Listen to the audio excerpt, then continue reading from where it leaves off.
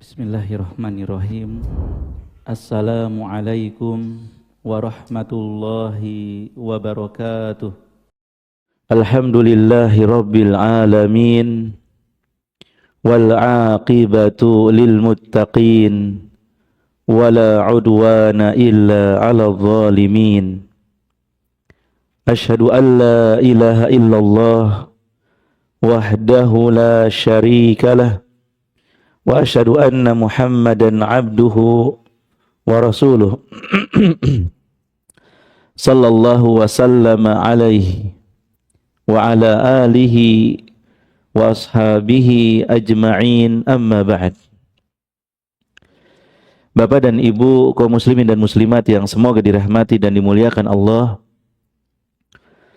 kita memuji dan bersyukur pada Allah Subhanahu wa taala yang telah mengumpulkan kita di majlis yang semoga diberkahi ini untuk bersama-sama menuntut ilmu syar'i, mempelajari kitabullah dan sunnah Rasulullah sallallahu alaihi wasallam dalam pembahasan kitab yang ringkas dalam masalah akidah, yaitu Thalathatul Usul wa Adillatuha. Dan di kesempatan sebelumnya kita telah sedikit menyampaikan pendahuluan terhadap kitab ini dan pentingnya untuk mempelajari matan atau pondasi dalam memahami bidang ilmu tertentu. Man hafizal mutun faqad jama'al funun. Siapa yang menghafal matan, ya berbagai macam disiplin ilmu, dia telah mengumpulkan banyak cabang ilmu. Maka ketika kita bisa menghafal matan tiga landasan utama ini, insya Allah ada satu pondasi ilmu dalam bidang akidah yang bisa kita pegang. Dan saya menganjurkan di pertemuan sebelumnya untuk banyak membaca berulang-ulang. Berapa kali kita sepakati kemarin? 20 kali ya. Ada yang sudah membaca 3 kali? Coba angkat tangan. Dari sebulan yang lalu 3 kali Pak? Atau lebih? Lebih. Dan banyak membaca atau mengulang-ulangi membaca itu menguatkan hafalan. Sebagaimana perkataan Imam Bukhari rahimahullah, ketika ditanya tentang obat lupa itu apa, beliau menjawab, dawaun nisyan mudawamatun nadhar fil kitab. Obat lupa itu banyak membaca, melihat kitab.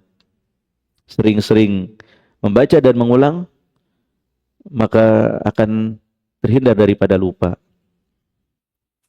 Baik Bapak Ibu yang semoga dirahmati dan dimuliakan Allah, sebagaimana kita ketahui bahwa kitab tiga landasan utama ini terdiri dari 3 pendahuluan, kemudian 3 pembahasan. 3 pendahuluan dan 3 pembahasan. Pendahuluan yang pertama berisi tentang 4 perkara yang wajib dipelajari setiap muslim dan muslimah. Kemudian pendahuluan yang kedua berisi tentang 3 perkara yang wajib dipelajari bagi muslim dan muslimah. Dan pendahuluan yang ketiga tentang millah Ibrahim yang wajib kita ikuti, yaitu mentauhidkan Allah dan meninggalkan kesyirikan. Baru setelah itu penulis membahas tentang pembahasan pertama mengenal Allah, pembahasan kedua mengenal agama Islam, dan pembahasan yang ketiga mengenal Nabi Muhammad sallallahu alaihi wasallam. Itu inti pembahasan daripada kitab ini. Ya. Dan kita akan memasuki pendahuluan yang pertama. Berkata penulis rahimahullah, Bismillahirrahmanirrahim. Dengan nama Allah yang Maha Pengasih lagi Maha Penyayang. I'lam rahimakallah. Ketahuilah semoga Allah merahmatimu. Annahu yajibu alaina ta'allumu arba'i masail. Bahwasanya wajib bagi kita semua untuk mempelajari 4 perkara. Al-mas'alatul ula al-ilmu. Dalam beberapa cetakan langsung al-ula. Yang pertama adalah al-ilmu. Wa huwa ma'rifatullah wa ma'rifatu nabiyhi wa ma'rifatu dinil islami bil adillah. Yang dimaksud dengan ilmu di sini adalah mengenal Allah, mengenal nabinya Muhammad sallallahu alaihi wasallam, dan mengenal agama Islam disertai dengan dalil-dalilnya. Ats-tsaniyah, perkara yang kedua yang harus dipelajari, al-amalu bihi, adalah mempelajari bagaimana mengamalkan ilmu yang sudah kita pelajari tadi. Mengamalkan konsekuensi dari mengenal Allah, mengenal Nabi Muhammad SAW, dan mengenal agama Islam disertai dengan dalil-dalilnya. Prakteknya seperti apa? Perlu kita pelajari cara mempraktekannya. Ats-tsalitsah, yang ketiga, ad-da'watu ilaih. Mendakwahkan apa yang sudah kita pelajari tadi, yang sudah kita imani dari mengenal Allah, mengenal nabinya sallallahu alaihi wasallam, dan mengenal agama Islam. Kita praktekkan konsekuensinya dan kita dakwahkan, kita ajak manusia untuk turut serta mengamalkan, turut serta memahami dan mengamalkan ilmu tersebut. Ar-rabi'ah as-sabru 'alal adza fihi.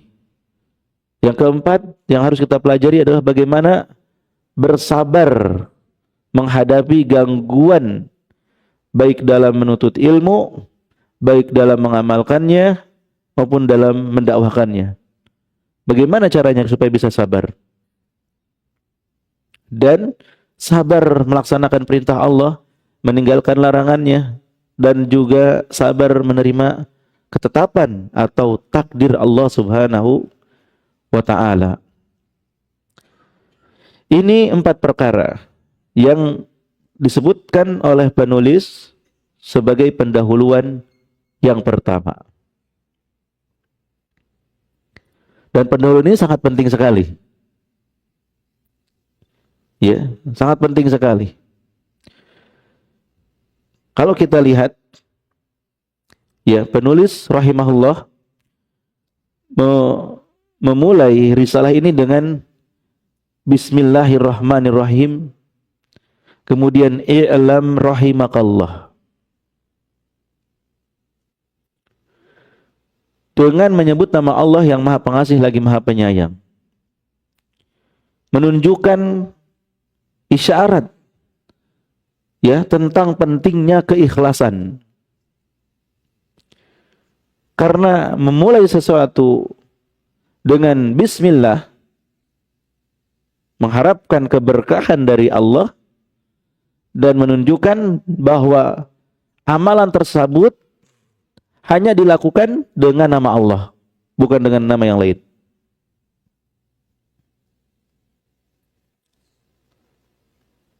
Dengan pena, dengan pena misalnya,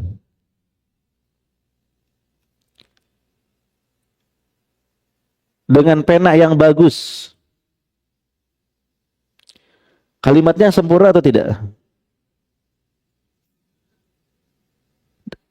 Ada apa dengan pena? Ngapain dengan pena? Ada kata kerja yang tersembunyi. Dengan pena yang bagus, yang merah atau yang apa gitu, saya menulis. Kata kerja diakhirkan. Itu berbeda dengan saya menulis dengan pena. Sangat mungkin ada koma atau kelanjutannya. Saya menulis dengan pena dan pensil. Tapi kalau didulukan dengan pena, udah pasti itu nulisnya cuma dengan pena aja. Nggak pakai pensil. Bismillah dengan nama Allah, hanya dengan nama Allah, tidak dengan nama yang lainnya. Dan ada kata kerja yang tersembunyi sesuai dengan pekerjaan yang akan dikerjakan. Kalau beliau menulis Bismillah ketika menulis risalah ini, berarti dengan nama Allah yang Maha Pengasih lagi Maha Penyayang, saya menulis risalah ini. Kalau kita pakai baju Bismillah, berarti dengan nama Allah saya pakai baju.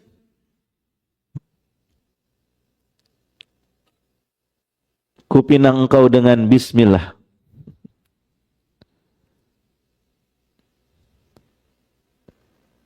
Ini menunjukkan apa? Dengan nama Allah ini menunjukkan harapan keberkahan menyebut nama Allah dan menunjukkan keikhlasan, mengkhususkan melakukan sesuatunya itu hanya dengan nama Allah. Kemudian Ar-Rahman Ar-Rahim adalah dua nama Allah yang menunjukkan luasnya kasih sayang serta terus-menerus. Kemudian penulis mengatakan, "I'lam rahimakallah." Ketahuilah semoga Allah merahmatimu.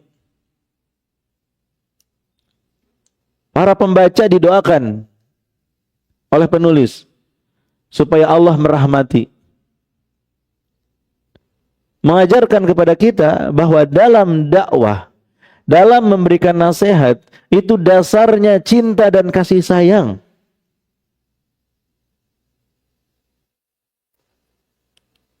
Bukan kebencian. Bukan ingin menghantam, menjelekkan. Bukan ingin memukul. Bukan ingin membuat orang lari. Bukan ingin menyulitkan.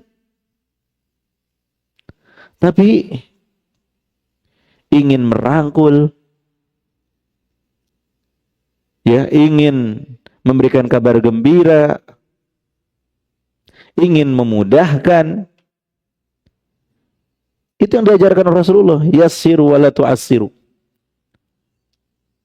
Berikan kemudahan, jangan mempersulit. Basyiru wa la tunaffiru. Berikan kabar gembira, jangan kalian membuat mereka lari dari kebenaran. Jadi kita mendakwahi orang, menasihati orang, itu karena kita sayang sama mereka. Gimana caranya nasihat ini sampai ke mereka? Bukan ingin menjatuhkan, bukan ingin menghinakan, merendahkan, memperolok-olok, bukan.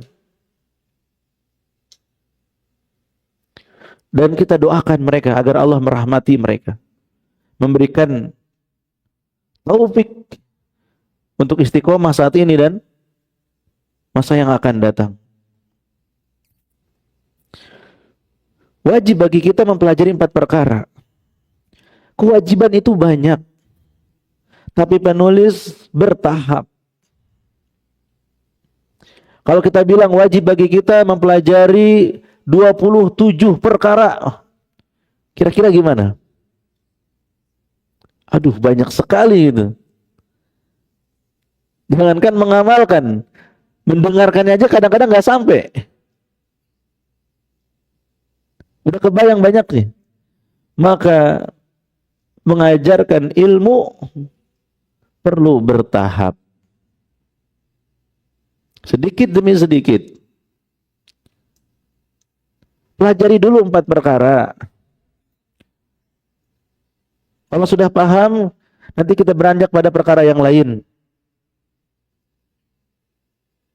angka yang tidak terlalu banyak 4 perkara itu.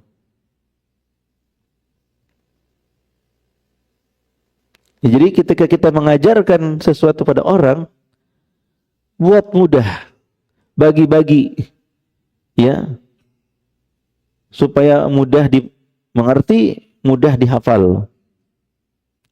Ya, jadi wajib 4 perkara ini bukan berarti nggak ada kewajiban yang lain. Tetapi ini penyebutan untuk tahapan. Dan tentunya yang namanya pondasi, pokok, asas, prinsip itu harus didasari dengan dalil. Nanti penulis akan menyebutkan dalilnya 4 perkara ini. Nggak bisa kita ngarang-ngarang sekian, tapi dalilnya nggak ada gitu. Harus didasari dengan dalil. Apa 4 perkara ini? Ingat, wajib itu kalau dilaksanakan dapat pahala, kalau ditinggalkan dapat dosa. Berarti kita akan berdosa kalau nggak belajar 4 perkara ini. Wajib banget ya setiap muslim dan muslimah untuk mengetahui, mengenal, mempelajari 4 perkara ini. Apa saja? Yang pertama, al-ilmu. Ilmu itu idrakus syai' idrakan jaziman hasbal waqi'. Mengetahui sesuatu dengan sangat yakin dan sesuai dengan kenyataan atau realitanya. Sehingga orang yang tidak tahu tidak disebut berilmu, tapi disebut jahil, bodoh. Dan orang jahil ini ada 2 macam. Orang jahil, orang bodoh yang mengakui dirinya itu nggak tahu, mengakui dirinya itu bodoh, sehingga dia semangat belajar, itu disebut jahil. Ada lagi orang jahil tapi nggak merasa dirinya jahil, nggak merasa dirinya itu bodoh, menganggap dirinya pinter sehingga malas belajar. Nah, orang yang nomor 2 ini disebut jahil murakkab, double bodohnya. Udah nggak tahu dan nggak tahu kalau dirinya itu nggak tahu, merasa dirinya tahu, padahal tidak tahu. Ada orang baca Al-Quran, pede banget, ya, selalu pengen jadi imam, padahal bacaannya belatak blutuk, amburadul tajwidnya. Tapi dia nggak tahu kalau dirinya itu nggak benar bacaannya. Dia tuh nggak tahu kalau dirinya itu nggak bisa baca Quran dengan baik dan benar. Tapi pede banget. Ya, setiap kali qomat dia pasti berebut untuk maju. Ada sebagian orang seperti itu. Ya, padahal di sekitarnya mungkin ada yang lebih bisa baca Quran. Tapi karena nggak ngerasa dirinya itu bodoh, nggak ngerasa dirinya itu nggak paham tajwid, merasanya bener aja. Panjang dipendekkan, pendek dipanjangkan. Ya. Lahan jalinya, kesalahannya sangat nampak gitu. Ada tidak yang seperti itu? Itu contoh saja dalam kehidupan. Orang yang nggak tahu, yang sebenarnya bodoh, tetapi merasa diri pintar, maka ini jahilnya murakkab. Jadi ilmu itu idrakul syai', mengetahui. Lawannya jahil. Entah itu jahil biasa, jahlun basit, atau jahlun murakkab. Kemudian idrakan jaziman. Dengan sangat mantap pengetahuannya itu, ya, yakin itu. Maka bukan orang berilmu, orang yang masih ragu-ragu, asyak. Ya. atau dzan, berprasangka. Itu bukan ilmu. Kayaknya sih, stop. Kalau masih pakai bahasa kayaknya, mendingan gak usah dilanjutin. Itu bukan ilmu. Harus yakin dengan jawabannya, yakin apa yang disampaikan. Ilmu itu yakin. Mantap pengetahuannya itu. Enggak ragu, enggak pakai prasangka. Kemudian hasbal waqi, sesuai dengan kenyataan. Sesuai dengan realitanya memang benar gitu. Orang bisa saja dia yakin tapi salah. Makanya yang disebut dengan waham. Waham bukan ilmu. Ya, jadi harus benar, tepat, sesuai dengan ya kenyataannya. Dan yang pasti benar itu qala Allah wa qala Rasul. Makanya Ibnu Abbas radhiyallahu anhu mengatakan al ilmu qala Allah wa qala Rasul. Ilmu itu firman Allah dan sabda Rasulullah. Kalau Bapak hafal Quran itu ilmu yang Bapak hafal. Bapak hafal hadis, Bapak menghafal ilmu. Itulah ilmu. Firman Allah dan sabda Rasulullah sallallahu alaihi wasallam. Dan Ibnu Qayyim rahimahullah menambahkan waqala sahabah, dan juga perkataan sahabat. Itu juga kata Ibnu Qayyim ilmu. Jadi yang pertama harus dipelajari adalah ilmu. Mengetahui sesuatu dengan yakin dan sesuai dengan kenyataannya. Dan ilmu tentunya banyak. Ada yang fardu ain, nggak boleh kita nggak belajar, nggak ngerti. Ada yang fardu kifayah. Maka penulis di sini mengkhususkan pada ilmu yang dimaksud oleh beliau adalah ilmu yang memang wajib untuk dipelajari, yang fardu ain. Apa itu? Ma'rifatullah. Ilmu mengenal Allah.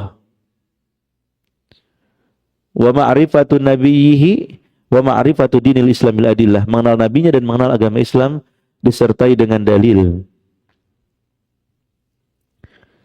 Mengenal Allah bukan hanya sekedar tahu Allah ada satu, tetapi pengenalan yang melahirkan pengamalan. Pengenalan yang terlihat daripada konsekuensi dari mengenal tersebut. Man kana billahi a'raf fakana minhu akhwaf. Di antara konsekuensi kenal Allah itu takut pada Allah. Siapa yang lebih mengenal Allah, dia akan lebih takut kepada Allah. Makanya Allah menyebut para ulama, orang berilmu, innama yakhsyallaha min ibadihil ulama. Sesungguhnya yang takut kepada Allah di antara hambanya hanyalah al ulama, yaitu mereka yang berilmu. Jadi pengenalan kepada Allah bukan hanya sekedar tahu, tapi yang memunculkan konsekuensinya. Apa buktinya kalau engkau mengenal Allah? Pembahasan secara panjang lebar nanti di pembahasan. Ini masih pendahuluan. Kemudian mengenal Nabi Muhammad sallallahu alaihi wasallam. Ya. Pengenalan yang membuat kita itu beriman dan ittiba kepada beliau. Mudah bagi kita bilang kenal sama Rasulullah, bahkan bilang cinta sama Rasulullah. Tetapi sejauh mana ittiba kita kepada beliau? In kana hubbuka shadiqan la ata'tahu. Kalau memang benar cintamu itu benar, jujur, engkau pasti akan mentaatinya. Nah, kita butuh mengenal beliau lebih dekat supaya muncul keimanan, ya, ketundukan, kepatuhan kepada beliau. Ini kita pelajari nanti. Wa ma'rifatu dinil Islam bil adillah, dan mengenal agama Islam disertai dengan dalil-dalilnya. Ini juga penting, ilmu yang harus dipelajari. Belajar tentang Islam, tentang iman, tentang ihsan, yang merupakan tingkatan daripada Islam tersebut, dan disertai dengan dalil-dalilnya. Karena agama ini milik Allah. Allah yang menurunkan, tidak disebut agama kecuali jika dasarnya adalah firman Allah dan sabda Rasulullah SAW. Sehingga para ulama memberikan kaidah al-aslu fil ibadati al-man'u illa binas. Pada asalnya ibadah itu terlarang kecuali jika ada nas dalil. Baru silahkan laksanakan. Tapi kalau nggak ada dalil, nggak boleh, dilarang. Dan agama ini dengan dalil, bukan dengan akal, bukan dengan perasaan.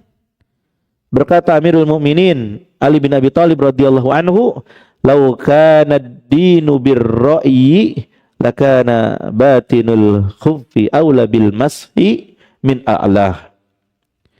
Kalau seandainya agama itu dengan akal, dengan ra'yu, tentu mengusap sepatu bagian bawah mungkin lebih utama daripada bagian atasnya. Tapi kita diajarkan oleh Rasulullah mengusap bagian atas, bagian bawah. Bagian atas. Padahal yang kotor bagian ini mungkin nggak sesuai dengan akal. Tapi karena kita itu dalam beragama harus mengikuti dalil, kata Rasulullah usap bagian atas, ya kita ikutin. Ya agama nggak pakai akal dan perasaan. Ketika Allah menyatakan lidzakari mithlu hadzil unthayain dalam ilmu waris, dalam bagian waris, laki-laki itu ya mendapatkan 2 bagian daripada wanita, 2:1. Seorang wanita yang beriman pada Allah tidak main perasaan. Wah, ini kok kayaknya nggak adil ya, pengennya sama dong dengan laki-laki. Tidak, ini syariat Allah. Jika sudah ditetapkan firman Allah demikian, sabda Rasul demikian, ya kita ikuti. Bukan ngikutin perasaan, bukan ngikutin pendapat, ikuti dalil. Ini harus dipelajari dan akan dibahas. Inti pembahasan buku ini tentang 3 hal ini: mengenal Allah, mengenal Rasulullah, dan mengenal agama Islam. Kemudian ketika nanti sudah belajar, yang kedua kata penulis al-amalu bih, jangan lupa untuk mengamalkannya. Seseorang itu tetap disebut bodoh, Pak. Tetap disebut nggak punya ilmu sampai dia mengamalkan ilmunya. Patokan berilmu dan tidak itu bukan hanya hafal dan tahu, tetapi ketika dia mengamalkan ilmu. Itu yang disampaikan oleh Fudail bin Iyad rahimahullah. La yazalu alimun jahilan ma lam ya'mal bi'ilmihi. Fa idza 'amila bi'ilmihi sara 'aliman. Orang yang alim, orang yang punya ilmu, tetap disebut bodoh selama belum mengamalkan ilmunya. Kalau sudah mengamalkan ilmunya, barulah dia disebut berilmu. Jadi yang jadi patokan bukan banyaknya ilmu, tetapi sejauh mana kita mengamalkan ilmu.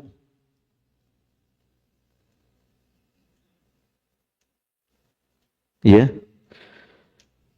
Pertemuan sebelumnya semoga para pemuda bawa pena dan pulpennya. Ya, jika engkau melihat pemuda yang tidak bawa pena dan pulpen di zaman dulu, ya, maka para ulama memperingatkan, jangan dekat-dekat sama mereka. Mereka orang yang nggak punya apa? Ya, visi misi dalam ilmu. Zaman dulu, kalau zaman sekarang dimaklumi insyaallah. Tapi berikutnya mencatat ya. Saya masih ingat sekali ketika masih SMP dan saya SMP negeri ya, di SMP Negeri Cilengsi. Saya suka menyempatkan hadir di kajian bersama Ustadz Firdaus rahimahullah, bersama Ustadz Badrul Salam dan Ustadz-Ustadz yang lain. Sangat senang sekali kalau ada perkataan-perkataan ulama atau dalil-dalil. Entah benar atau salah nulisnya, acak-acakan gitu. Senang aja, senang nulis dan senang menghafal. Ya, misalkan perkataan Fudail bin Iyad rahimahullah. Berkata Fudail bin Iyad, la yazalu alimun jahilan malam ya'mal bi ilmihi. Senang banget tuh dapat kata-kata keren atau kata-kata apa sih dari para ulama tuh gitu. Dicatat, seseorang tetap disebut bodoh. Seorang yang punya ilmu tetap disebut bodoh selama belum mengamalkan ilmunya. Fa idza amila bi ilmihi sara aliman. Kalau sudah mengamalkan ilmunya, maka barulah disebut berilmu. Wah, ini dihafal. Ya. Saya masih ingat kajian dari Ustadz Firdaus rahimahullah ketika beliau menjelaskan tentang Islam. Islam itu al-istislamu lillah bitauhid. Saya catat itu Arabnya. Saya bawa ke pesantren. Setelah saya bisa nulis yang benar di pesantren, baru sadar, oh dulu ternyata kacau banget nih. Yang penting ada Arabnya gitu. Ya nyambung-nyambungnya salah karena nggak belajar imla gitu ya. Nggak belajar khot dan imla. Di pesantren baru belajar khot dan imla. Tapi enggak apa-apa. Ya, maksud saya adalah adik-adik yang muda ini semangatlah mencatat. Kalau ada hal yang penting yang kita dengar, jangan biarkan itu lupa. Tuang di catatan. Ah, sekarang kan ada rekaman. Sedikit orang yang rajin muter balik rekaman. Betul apa betul? Ya. Ada rekaman, itu ngulang lagi tuh agak males gitu. Apalagi besok ada kajian lagi yang baru. Numpuk. Nah, maksudnya ini termasuk tata cara kita dalam belajar supaya berhasil. Bawalah alat tulis dan berusahalah untuk mencatat. Ya, al-ilmu saydun wal kitabatu qaiduhu. Ilmu itu seperti hewan buruan dan menulisnya adalah pengikatnya. Isya? Belum. Suara apa barusan? Apa? Bakpao, Masya Allah. Pak Bakpao, barakallahu fi. Berjuang ya. Ya, jadi mengamalkan ilmu itu sangat penting. Dan mengamalkan adab dalam belajar, metode, tata cara belajar juga sangat penting. Kan kita udah belajar, betul tidak? Dalam belajar harus menyimak, harus mencatat hal terbaik yang kita dengar, menghafal hal terbaik yang kita catat. Ya. Jadi yang kita dengar itu kalau ada kata-kata yang bagus dicatat. Nanti ditandain mana yang paling bagus itu kita hafal. Sehingga di majelis berikutnya kita itu nggak terbebani dengan banyak hafalan karena sudah menghafal di saat majelis gitu. Semoga Allah mudahkan. Jadi mengamalkan ilmu. Dan disebutkan wa alimun bi ilmihi lam ya'malan mu'adzabun min qabli ubadil awthan. Orang yang punya ilmu tapi tidak mengamalkannya akan lebih dulu disiksa sebelum para penyembah berhala. Dalilnya mana? Awalun nasi yuqda yaumal qiyamah thalatha, kata Rasulullah. Yang pertama kali dihukum di hari kiamat nanti, ya, diputuskan perkaranya itu 3 golongan. Penyembah berhala atau orang yang belajar Quran. Orang yang belajar ilmu. Orang yang belajar ilmu tapi ingin disebut alim. Orang yang belajar Quran ingin disebut qori. Orang yang berderma, berinfak tapi ingin disebut dermawan. Orang yang berjihad tapi ingin disebut pemberani. Itu yang pertama kali diseret ke dalam api neraka sebelum yang lain. Kata siapa? Ya kata Rasulullah. Awalun nasi yuqda yaumal qiyamah thalath. Makanya tadi, orang yang tidak mengamalkan ilmunya akan lebih dulu dihisab, diazab sebelum para penyembah berhala. Karena orang yang gak ikhlas, dia gak mengamalkan ilmunya. Dia belajar tentang ikhlas tapi gak ikhlas. Orang yang berinfak ingin disebut dermawan, demikian yang jihad bukan karena Allah, itu mereka udah tahu ilmunya harus ikhlas, tapi enggak mengamalkan ilmunya. Jadi Bapak Ibu, penting banget kita untuk semangat beramal. Amalan itu akan membuat kita ya ingat dengan ilmu, tidak mudah lupa, dan akan nambah ilmu baru. Yang ketiga, ad-da'watu ilaih, mendakwahkan. Menyampaikan ilmu yang sudah kita pelajari untuk didakwahkan. Kata Rasulullah sallallahu alaihi wasallam, "Ballighu anni walau ayah." Sampaikan dariku walaupun satu ayat. Ayat yang kita pahami, yang kita pelajari, kita sudah ngerti karena kita belajar ayat itu. Jangan biarkan untuk diri sendiri. Sampaikan kepada yang lain, kepada keluarga kita, kepada kerabat kita, kepada teman-teman kita, kepada masyarakat. Sampaikan. Tapi jangan menyampaikan yang belum dipelajari. Jadi kalau Bapak sekarang belajar pendahuluan yang pertama, Bapak ngerti ini. Karena belajar gitu kan. Bapak paham. Boleh nggak Bapak menyampaikan ke keluarga di rumah? Harus. Atau Bapak menyampaikan kepada teman yang berhalangan hadir. Bapak ajarkan, boleh nggak? Boleh. Hanya pada bab yang Bapak sudah pelajari dan Bapak pahami. Bapak kan lagi belajar ini. Bapak mendengar, Bapak memahami, Bapak mencatat. Ilmu yang Bapak dapatkan ini harus disampaikan kepada yang lain.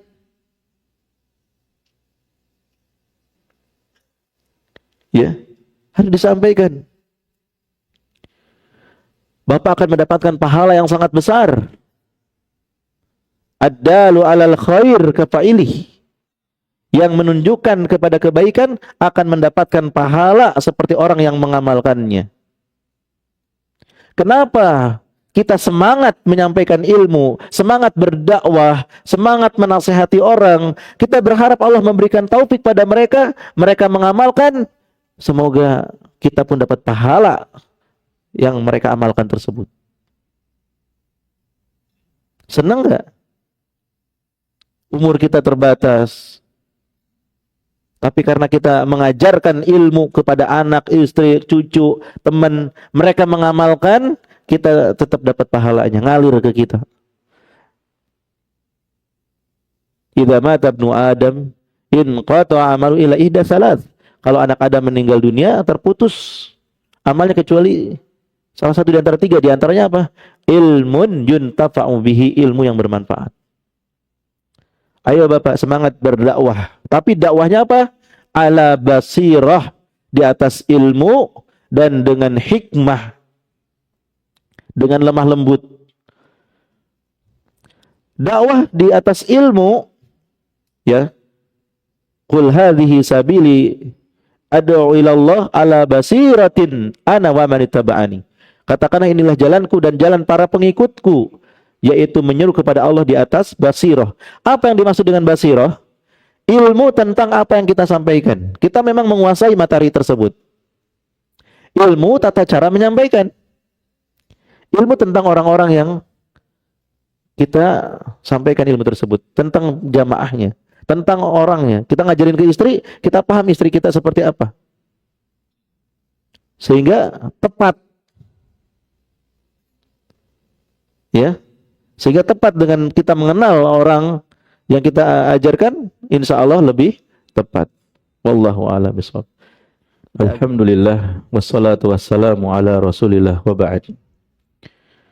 Sambil menunggu pertanyaan mungkin dari jamaah ya secara tertulis, kita lanjutkan bahwa berdakwah atau mengajak manusia ke jalan Allah Subhanahu wa taala adalah amalan yang sangat mulia dan sangat baik.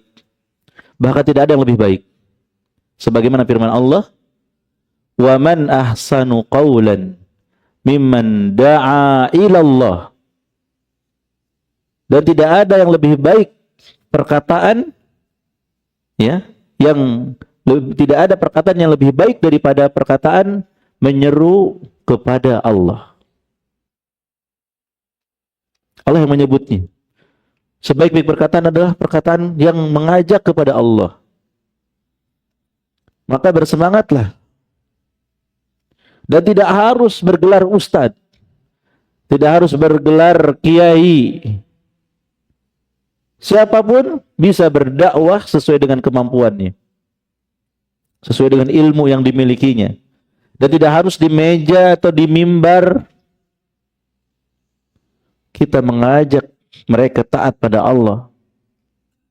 Bahkan memberikan contoh dengan amal perbuatan kita, itu juga termasuk dakwah. Dan mulailah dari keluarga terdekat. Wa anzir ashiratakal aqrabin. Ya, berilah peringatan kepada keluarga yang terdekat. Istri, anak, dan keluarga yang lainnya. Dan jangan pernah berharap merubah manusia semudah membalikan telapak tangan. Yang kita dakwahi ini manusia yang punya hati dan punya akal. Ada di antara mereka yang mudah menerima petunjuk. Dan ada di antara mereka yang sulit, yang menentang bahkan. Maka kewajiban kita hanyalah menyampaikan. Adapun hasil ya penerimaannya seperti apa itu diserahkan kepada Allah, karena Allah lah yang memberikan taufik. Kemudian yang keempat, bersabar. Sabar dalam segala perkara. Menahan diri, menahan jiwa dari kegoncangan, menahan lisan dari keluh kesah, dan juga menahan anggota badan dari melakukan hal yang tidak terpuji. Baik dalam belajar, dalam mengamalkan, maupun dalam berdakwah, pasti diuji oleh Allah Subhanahu wa taala. Duduk menuntut ilmu kadang kesemutan, ya, kadang pegel, kadang ngantuk. Ada yang ngantuk nggak ya? Jarang kalau maghrib ya. Kalau kajian subuh tuh baru. Itu semua perjuangan, sabar Pak. Ya, kita lebih baik sabar menuntut ilmu daripada sabar menerima kenyataan akan kebodohan. Bodoh itu tidak enak gitu. Bodoh itu tidak enak. Lebih baik kita sabar dalam belajarnya daripada sabar menerima kenyataan kita ini bodoh banget. Lebih baik kita sabar dalam belajarnya. Dalam mengamalkan ilmu, dalam mendakwahkan ilmu. Semua pasti ada tantangan. Maka bersabarlah. Demikian juga melaksanakan perintah Allah butuh sabar. Karena tabiat manusia itu malas. Ya, berat melakukan sesuatu. Harus kita lawan jika ada perintah dari Allah. Sabar meninggalkan larangan, meninggalkan maksiat. Karena jiwa manusia itu cenderung kepada syahwat. Suka yang enak-enak. Maka kita harus sabar untuk meninggalkan maksiat. Dan sabar terhadap takdir ya, yang sudah Allah tetapkan 50.000 tahun sebelum penciptaan langit dan bumi. Kita tidak bisa lari daripada takdir. Semua ketetapan Allah pasti terjadi. Tidak ada cara lain menghadapinya selain dengan sabar. Dan dalil dari 4 perkara ini disebutkan oleh penulis, wa dalilu qauluhu ta'ala. Dalilnya adalah firman Allah Subhanahu wa taala, bismillahirrahmanirrahim. Wal asr, demi masa Innal insana lafi khusr. Sesungguhnya manusia itu benar-benar berada dalam kerugian. Allah menegaskan pakai inna dan pakai lamut taukid. Inna itu juga harfu taukid. Inna sesungguhnya. Ya. Inna al-insan. Lafi, lam itu lamut taukid, penguat. Sesungguhnya semua manusia benar-benar berada dalam kerugian. Siapa yang mau rugi? Tidak akan ada. Kita harus lari dari kerugian ini. Bagaimana caranya? Illalladzina amanu. Kecuali orang-orang yang beriman. Iman bisa didapatkan dengan ilmu. Iman hanya bisa didapatkan dengan ilmu. Para sahabat beriman karena mereka diajari oleh Rasulullah SAW. Mereka dapat ilmu, kemudian mereka pun beriman. Maka berilmu mengenal Allah, mengenal Nabi Muhammad SAW, mengenal agama Islam disertai dengan dalil, itu akan melahirkan keimanan. Yang wa'amilus salihat, dan mengamalkan amal soleh supaya tidak rugi. Wa tawasau bil haq, saling menasihati untuk menetapi kebenaran dengan berdakwah. Wa tawasau bis sabr, dan saling menasihati untuk menetapi kesabaran. 4 hal disebutkan dalam surat Al-Asr. Keimanan yang bisa didapatkan dengan ilmu, amal soleh, berdakwah, dan sabar. Ini dalilnya kenapa kita harus melakukan 4 perkara. Harus punya ilmu, harus beramal, harus berdakwah, dan harus bersabar. Ini bukan pilihan. Saya pengen 2 aja, nggak mau yang 2 lagi. Saya pengen 3 aja, nggak mau 1 lagi. Nggak bisa, Pak. Ini satu paket. 4-4-nya harus kita datangkan. Surat ini sangat penting. Sampai-sampai kata Imam Syafi'i rahimahullah, seperti yang dinukil oleh penulis, lauma anzalallahu hujjatan ala khalqihi illa hadhi surah lakafathum. Sekiranya Allah tidak menurunkan hujjah kepada makhluknya selain kecuali dengan surat ini saja. Hanya surat ini saja Allah turunkan. Lakafathum, itu sudah cukup menjadikan mereka istiqomah, menjadikan mereka beriman, beramal, kemudian mereka berdakwah dan bersabar. Bukan berarti nggak butuh surat yang lain, tapi saking pentingnya surat ini, saking agungnya. Kalau seseorang paham surat Al-Asr, merenungi, kemudian mengamalkan, pasti dia itu akan terus meningkatkan keimanannya dengan cara belajar. Dan pasti dia akan melaksanakan amal soleh. Amal yang dilakukan secara ikhlas dan benar mengikuti petunjuk Rasulullah.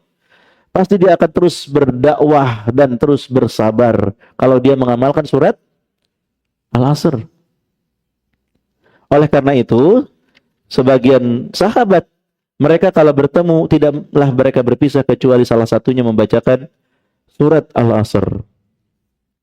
Kemudian, ya berkata Imam Bukhari rahimahullah, babun al-ilmu qabla al-qawli wal amal. Bab wajibnya berilmu sebelum berkata dan beramal. Wad dalilu qaulu ta'ala, dan dalilnya adalah dalil harus berilmu dan beramal, berilmu dulu sebelum berkata dan beramal. Fa'lam annahu la ilaha illallah wastaghfir li dzanbik.